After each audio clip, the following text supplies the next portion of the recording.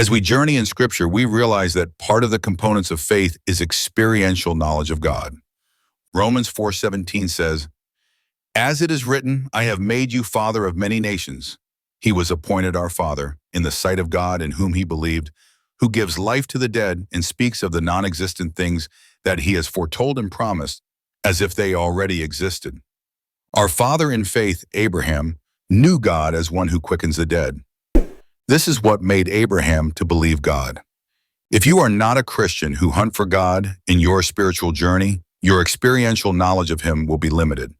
For Abraham, if something dies, that was not the end, because he knew his God as one who quickens the dead and one who calls things which are not as there were.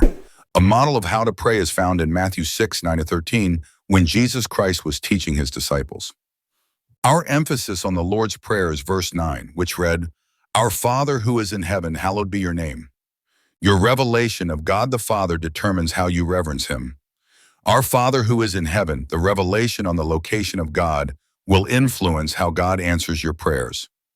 Matthew 6:8 teaches us that God knows what you need before you ask. Brothers and sisters, prayer is not informative. You are not trying to educate God on what you need. It is very risky to deal with a God who knows. Have you thought about that before? How do you engage a God that knows? God has the ability to call things which are not as there were. This means there is a dimension of God dwells that is different to the one we see and experience with our physical senses. There is a dimension of reality in which God dwells, which makes it possible to call things which are not as there were. If you judge God by the things you see in the physical realm, you will call him a liar. When you get access to his realm, then your eyes will be open to understanding.